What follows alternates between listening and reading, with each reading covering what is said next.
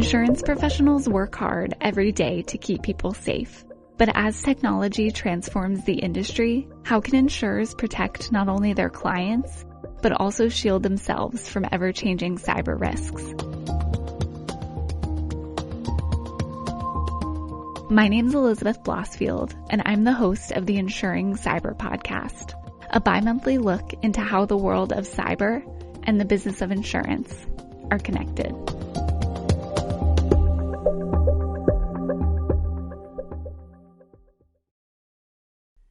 While technology is continuing to evolve and provide many benefits to insurers and their customers, one concern is that growing connectivity and dependence on technology means a single cyber event could simultaneously impact a large number of businesses.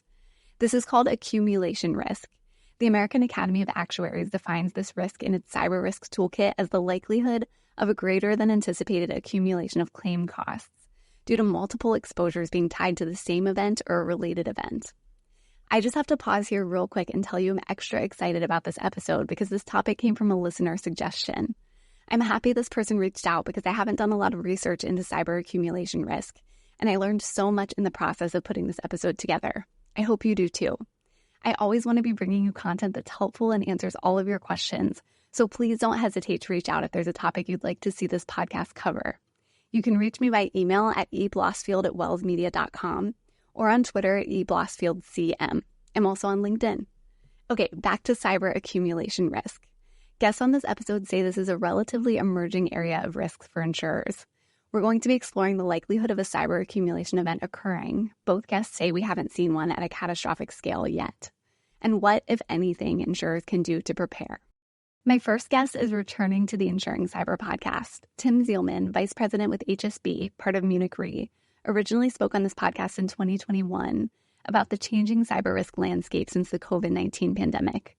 That episode is called Expecting the Unexpected, Cyber Lessons from COVID. And if you missed it, you can check it out on Insurance Journal TV or wherever you get your podcasts. Tim's back this week to talk about cyber accumulation risk. Tim leads HSB's cyber insurance efforts and has responsibilities that include setting HSB's institutional strategy for its commercial and personal lines cyber and privacy coverages. He spoke with me about how the cyber risk landscape is becoming increasingly uncertain and how cyber risk modeling will need to change due to concerns about accumulation. Check out our conversation. Hi, Tim. It's great to be speaking with you again. How are you doing? Good. Hi, Elizabeth. Wonderful to be speaking with you as well. Yeah, thanks for taking the time. I know you were on this podcast a couple of years ago, and we were talking about some of the cyber risk lessons from the COVID pandemic, and it's crazy that it was already a couple of years ago. Yeah. Time's flown. But it's great to have you back. And I know that today we're talking about cyber accumulation risk. So I was curious if you could start off just sort of giving an overview of what that is and why insurers should be monitoring it. Yeah, absolutely. And, some of it comes back to kind of insurance 101 or underwriting 101. When we think about risks, we think about them in kind of two categories. One is attritional risks, which are kind of the everyday uncorrelated losses to insureds that you would expect in your portfolio. So if we have, say, 1,000 similarly situated insureds, we might expect that one of them or 10 of them or 100 of them might suffer a cyber attack, for example, based on our data and our modeling and things like that, our past experience with that. And, if we expect that 10 of them out of 1,000 would suffer a certain kind of attack, we'd expect that those, which 10 out of that 1,000 would be more or less random. They'd be unconnected from each other. It's just kind of a matter of probability and to some extent random chance. And so those are kind of the attritional categories, and for the most part, pricing and that sort of thing is based on attritional experience. And then you have this other category, accumulation losses or aggregated losses, or sometimes referred to as CAT losses, which is that's the related term, maybe a little bit different, but close enough as does a synonym for what we're talking about. And those are situations where you have multiple. If we're talking about commercial business, multiple kind of insured organizations or businesses that suffer losses, but they're connected in some way. So they're not kind of independent, uncorrelated, random. There's some event or some series of related events or some common nexus that ties these losses together. Yeah, I think this is a really interesting topic. It's something we've not covered a lot on the podcast. I know we've talked a little bit about catastrophic cyber risk, but this accumulation risk, I think, is especially important for insurers. And I know there's been kind of some talk about a lack of uniformity among cyber policy terminology, and I've heard that things are becoming more uniform, but this is still kind of a concern for a lot of insurers. Does that add to any of these challenges with cyber accumulation risk as well? Yeah, I think what you described is exactly right, that there's such a growing uniformity, not absolute uniformity, but at least in broad strokes. Most of the major carriers and leaders in this space are offering fairly similar coverages in their cyber forms. I don't really think it contributes too much to the kind of cyber accumulation challenge, because there's a basic amount of simplicity or a basic amount of consistency across carriers. The broad strokes is enough. So everybody pretty much offers the same sorts of basic coverages that would be impacted by an accumulation event. So I don't think the divergences between the various coverage forms you might find out there in the market really contribute too much to the challenge. Okay, that makes sense. Yeah, that's a nice, hopeful response. I know there are a lot of challenges with this, and I've read that it can be kind of difficult for insurers to assess the potential for a major cyber incident that triggers losses across many of their insured's policies, just because cyber is such an unpredictable risk. So, can you talk about that challenge, and what are some of the best methods for insurers to sort of navigate that? Yeah, and that really, I think, maybe is kind of the fundamental challenge in the cyber insurance market today, is the uncertainty introduced by accumulation, the potential at least for large accumulation losses, and the relatively rudimentary tools that we have for understanding that risk today.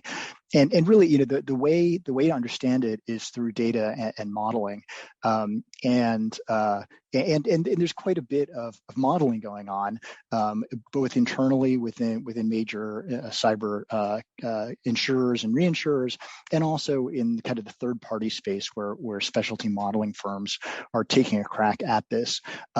But that sort of in universe of modeling, I think, could certainly stand to be more robust. As part of Munich Re, Munich Re is very interested in making sure that modeling ecosystem remains robust and becomes even more robust. And it's a relatively young field. Cyber just hasn't been around for that long, and so the modeling continues to progress. And I think, right now, the best you can do is look at a number of models. As they say with models, they're all wrong, but by looking at a number of perspectives, you can probably get the best picture about what the actual risk looks like. Yeah, that makes a lot of sense. And I'm glad you brought up modeling, because that was my next question. And you sort of answered it. You mentioned that the models are doing well, but need to become a little bit more robust. I'm also curious, you mentioned data. I've heard that data is an important part of the process for modeling cyber risk and, preparing for accumulation risk as well. So what are some of the metrics that insurers need to be tracking and monitoring, and how can they use data to prepare for a risk like this? Yeah. The challenges, I think, in understanding accumulation risk in cyber are really twofold. One is the relatively young nature of the cyber modeling. It builds a lot on natural catastrophe modeling, which itself grew quite a bit over the last couple of decades, and was not 10 years or 15 years ago is not nearly as sophisticated as it is today. I would expect cyber modeling to follow a similar path. But data is really kind of one big issue or point where natural catastrophe modeling and cyber modeling diverge significantly. There's lots of weather data, but when you think about natural catastrophe, you think about hurricanes or earthquakes or what have you, wildfires. But there's lots of data on that stuff. It happens relatively regularly.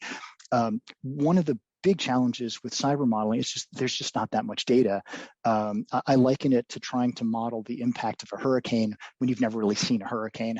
And I think that's largely where we are with cyber. We've seen some accumulation events, probably the ones most like the kind of the scary scenarios we worry about are the WannaCry and NotPetya attacks that we saw in 2017. But just the fact that that's 6-7 years ago at this point gives you a sense of how infrequently these have arisen, in recent years.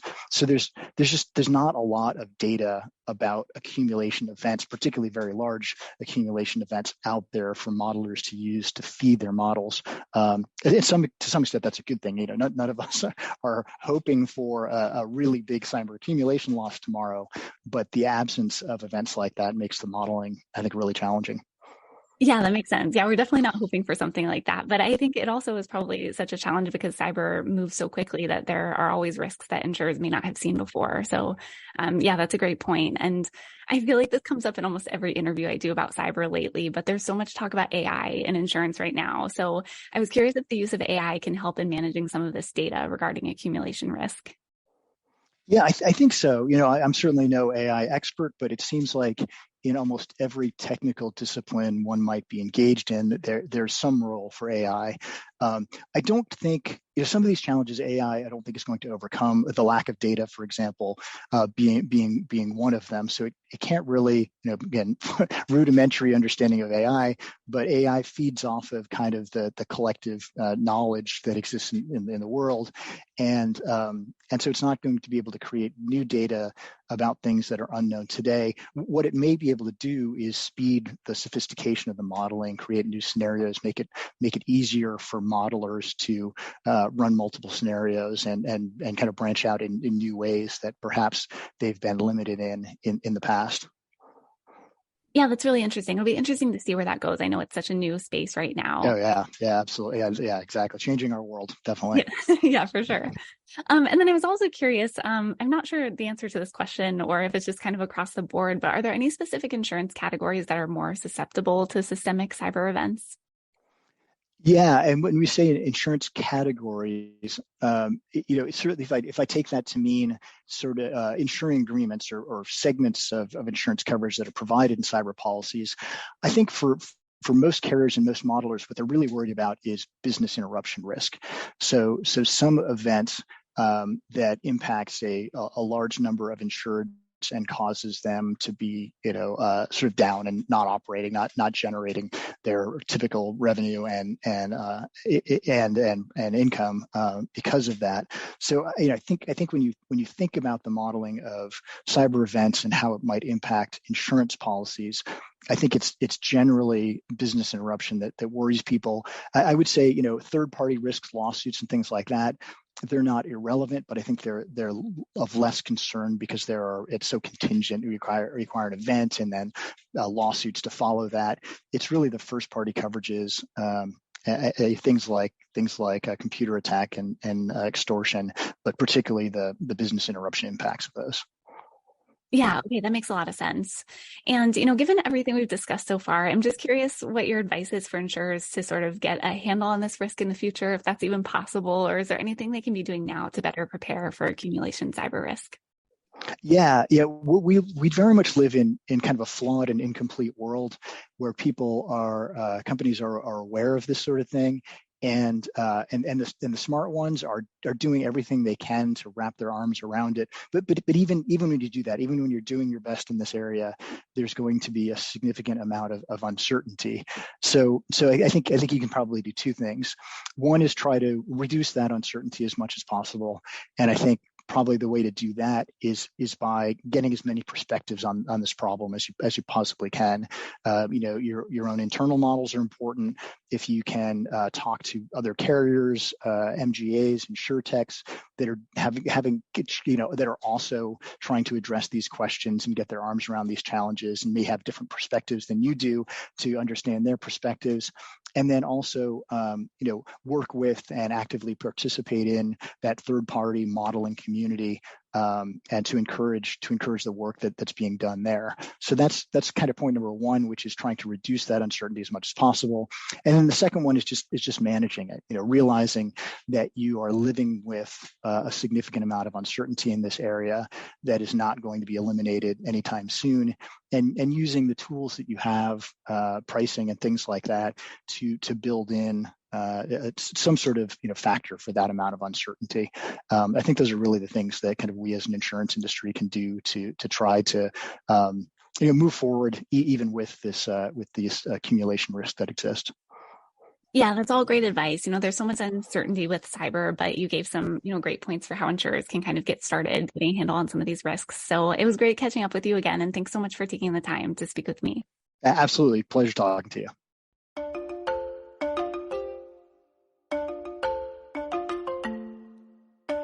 It was great to speak with Tim, and my next guest echoed some of Tim's thoughts about how insurers are getting a handle on the uncertainty within the cyber landscape. and why cyber accumulation risk is an emerging area they should be watching. Norman Niami is a vice president and actuary at the American Property Casualty Insurance Association and serves as the chairperson of the American Academy of Actuaries Cyber Risk Committee. He's led the committee's development of its cyber risk toolkit, which addresses cyber accumulation risk. The Academy's Cyber Risk Committee is focused on named and excluded perils and on latent exposures in both commercial and personal lines. Norman spoke with me about the importance for insurers in tackling accumulation by assessing their entire portfolio of cyber risk, rather than viewing each risk through an individual lens, and how the evolving tech landscape is creating more risk opportunities for insurers and businesses alike. Here's what he had to say. Hi, Norman. It's great to be speaking with you today. How are you doing? Thank you very much. A good day here in DC. Thank you. How are you doing? I'm doing really well, thanks. Yeah, thank you so much for joining me for this podcast episode. I'm really looking forward to speaking with you about cyber accumulation risk. But before we get into that, I was just kind of wondering if you could start off talking about your background and some of your focus as the chairperson of the American Academy of Actuaries Cyber Risk Committee. Yeah, thank you. Very briefly, I've been pretty fortunate to have a wide-ranging actuarial career, and I moved back to the U.S. about 3 years ago. My last role before returning to the U.S. in an actuarial position was in London, where part of my responsibilities included a pricing role for the global cyber portfolio of a large international company. As it's a relatively new area, interesting and challenging, I was very interested in getting more involved with the American Academy of Actuaries work on cyber risk issues. So I joined the Academy's Committee on Cyber Risk, which does important work, and I'm here to speak about today as chairperson of the committee. And the cornerstone of that work is the Cyber Risk Toolkit, which is a collection of papers on various topics related to cyber risk and exposure, which is available on the Academy's website, which for listeners' information is actuary.org. Awesome. That's great. Yeah, I'm looking forward to speaking about the Cyber Risk Toolkit. So I'm glad you brought that up. I know that you sort of led the development of that initiative. So, and it addresses accumulation risk, which we're talking about today. So can you talk about the process of developing that and, some of the benefits that it is seeking to provide, especially as the risk landscape is evolving? Yeah, thank you. The Academy's committee is a talented group of volunteer actuaries from the Academy's membership. They bring a diverse background and depth of knowledge on different issues related to cyber risk. As you know, it's an evolving issue and relatively new area of insurance. So the committee has been expanding the Cyber Risk Toolkit with papers on various topics related to cyber risk and insurance, updating some of the older papers from 2-3 years ago, and releasing new papers and sections over the last couple of years. We started with a handful of papers. It is now composed of about a dozen papers, and more are in the works as we speak. Cyber risk issues are in the news regularly, as you know, and now have an impact on most lines of insurance, both commercial and personal lines. Papers in the toolkit address issues pertinent to cyber risk insurance and exposure and cyber risk management. While each of the papers are standalone, in total they offer a cohesive and comprehensive overview of the challenges posed in this area. And the toolkit is generally a resource for actuaries, insurers, regulators, and other public policymakers and stakeholders working on these issues and the challenges they pose. It provides a wide range of material discussing topics from silent cyber, accumulation, ransomware, and war exclusion insurance policies to a handy and useful resource guide for external resources that will help those who are researching cyber risk issues. As I mentioned, the toolkit will continue to be updated periodically to reflect new and emerging work from the committee. Yeah, and I took a look at the toolkit. It seems like a really comprehensive resource for insurers. And one thing that stuck out to me was that it said our sort of growing digital connectivity means that one single cyber event has the potential to affect a large number of businesses. So I was wondering if you could talk a little bit more about that and some of the challenges that it creates, especially for insurers. Yeah, we have already seen very large scale, fortunately not catastrophic in terms of the impact on global insurers and market. Damage from various incidents, whether they were malicious and criminal or not, and have involved widely used third-party software or vendors that many companies may use in their day-to-day activity. An example is more and more companies entrust their data and business operations to cloud service providers. And one incident that took place is indicates the issues and the challenges in this area.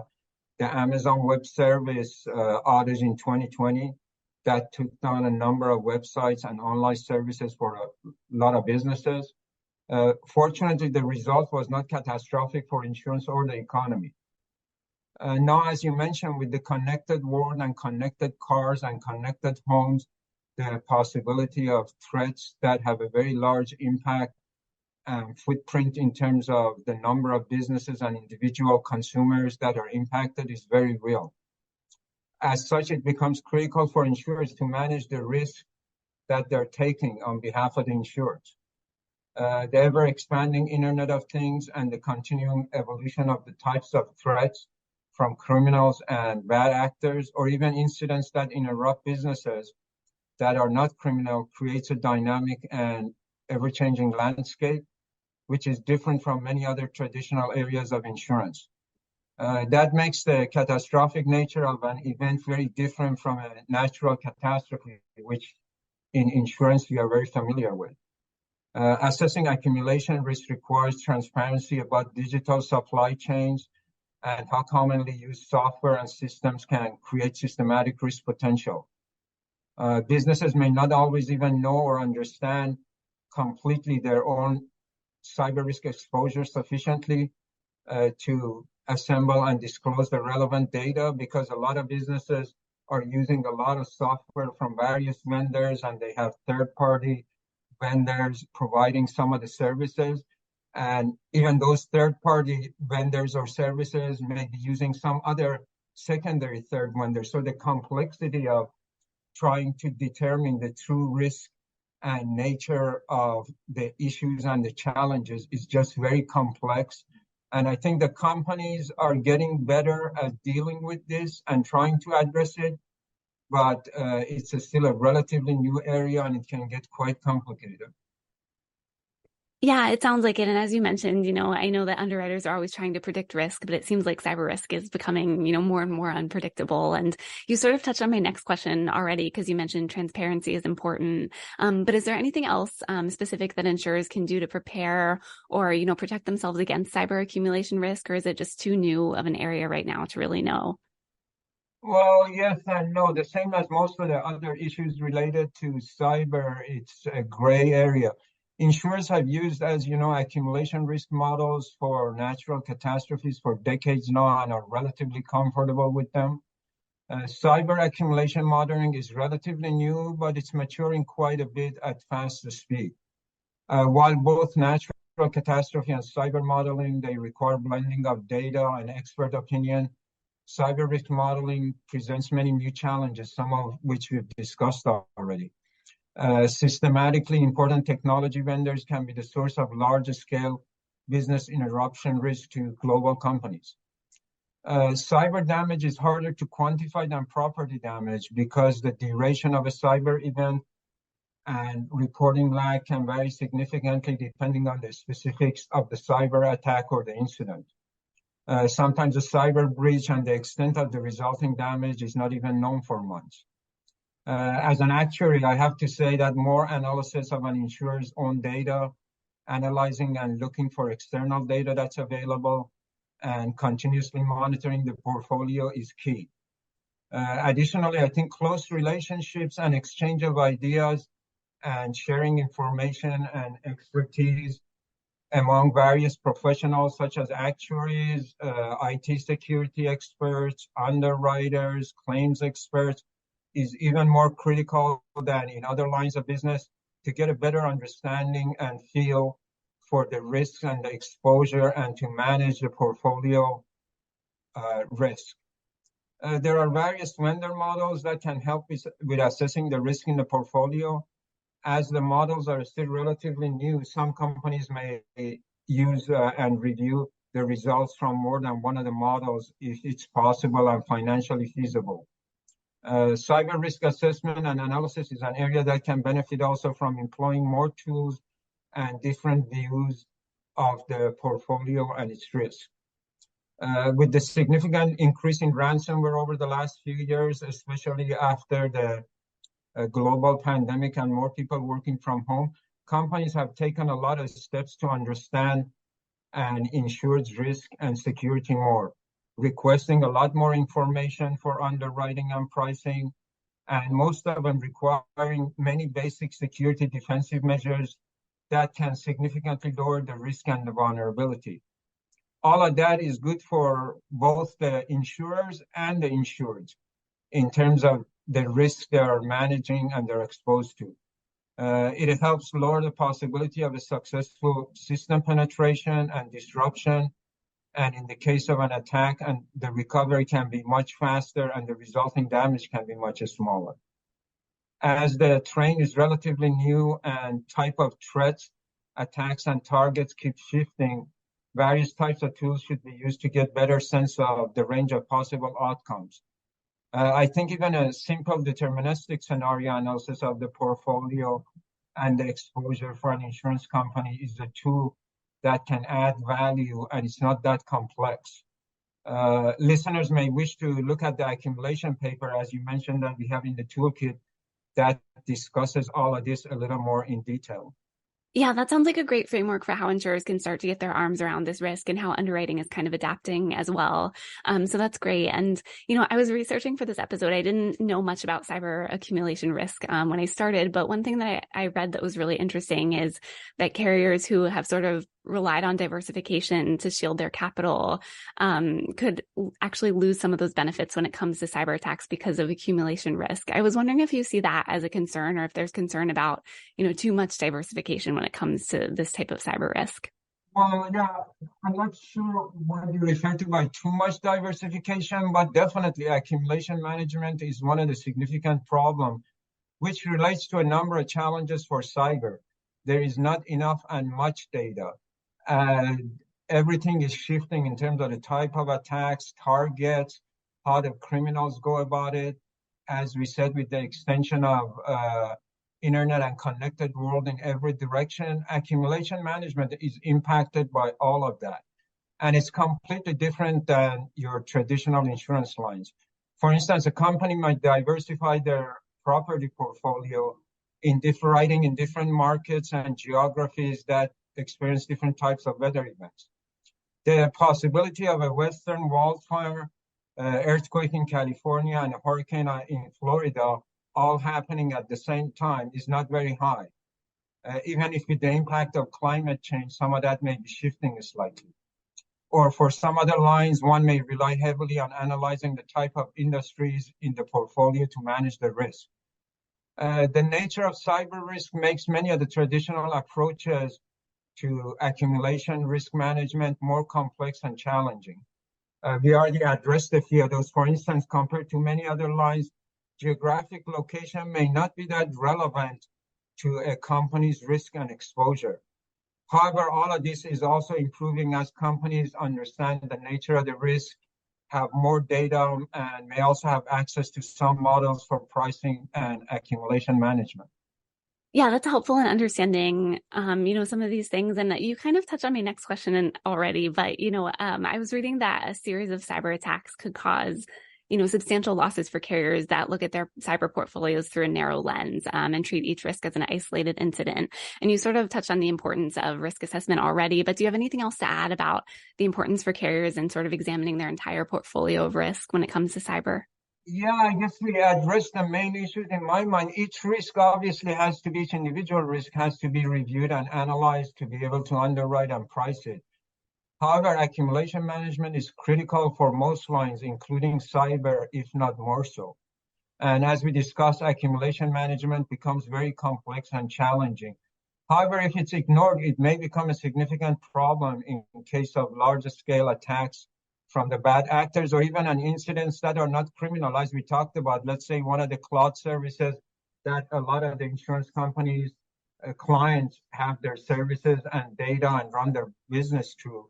If they are shut down, even if it's not a criminal attack due to some sort of software problem, their shutdown, that can create a significant financial loss. So depending on the size of the portfolio and the coverage limits that an insurer is providing, the financial consequences can be quite severe.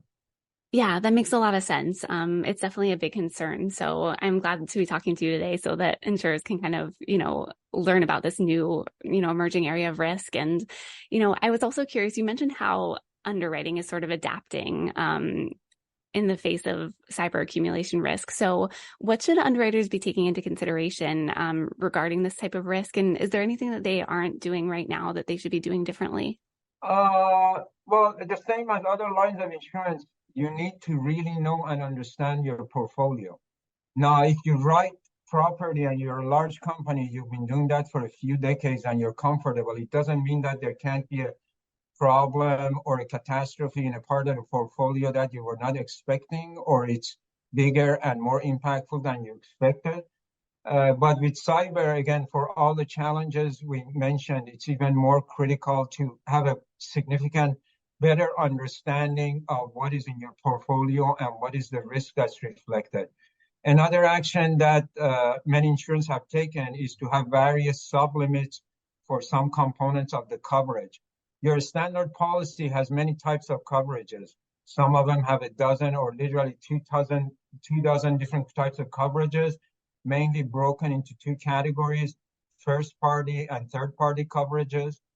After the massive explosion of ransomware attacks and social engineering losses, many insurers started demanding more information for underwriting and pricing, security action and defensive measures before they even discuss pricing or underwriting with a risk, but also started having lower sublimits and core insurance for some components of the coverage. So I think all of that is significantly different than a few years ago. Your standard underwriting application for a lot of risk really was very simple and not sophisticated and asked very simple and basic questions. I think that world has pretty much left us. The underwriting questions, reviews, security question training for your employees, multi-factor issues, cybersecurity recovery plans, all of that are significant issues that unless they're addressed, many companies might not even consider discussing providing coverage with you. So I think all of that not only has reduced the risk in the portfolios, but in the companies that are trying to buy insurance are kind of being forced, in a sense, for a good reason, to look at what the risk is and try to manage it better and address all of that. So again, there is a lot of risk and possibilities out there, but I think collectively, both the companies and the businesses are in a significantly better place than they were a few years ago. Yeah, it sounds like it. It sounds like a lot of change has happened already. So it'll be interesting to see how things continue to evolve. And you mentioned earlier in the conversation that we haven't yet seen a catastrophic cyber incident. But I was curious, how likely an event like that is that could cause a sizable accumulation loss for insurers. And, are there any factors that indicate something like that could happen, in the near future? Yeah, I'm not sure if I'm going to venture a guess there. If I would guess that, I would probably fly to Las Vegas tomorrow. But having said that, I mean, the possibility is obviously real and exists. I'm not sure if anybody can assign even a rough probability to it. We've already seen the challenges created by software that is widely used, some vulnerabilities in cloud services, third-party vendor risk. I think all the measures that we discussed, that insurance and many businesses, and also the government is trying to pay more attention to these issues, as you know, have taken over the last 2-3 years, help lower the probability of losses and larger scale damage, and also improve the recovery and associated costs of future incidents. Having said that, just the nature of the risk and the type of coverage, the types of attacks and the targets are continuously shifting, which is a challenge and also impacts accumulation and portfolio management. Now we also have the impact of AI, which can be used by bad actors. On the other hand, it can also be used by companies in their detection and defensive actions. 10 years ago, manufacturing was not considered a high-risk areas by most for cyber insurance. cyber risk was mostly an issue for healthcare and financial industries. Today, there is hardly any industry or segment of the economy that has a very low risk and exposure. Yeah, that makes sense. It definitely is something that's very difficult to predict, but it sounds like insurers and, the government and businesses are sort of doing everything that they can to get ahead of this risk as much as they can. So, thank you so much for taking the time to speak with me today. I've learned a lot, and I'm sure our listeners have too. So I appreciate your time. I appreciate it. Thank you very much. It was a pleasure.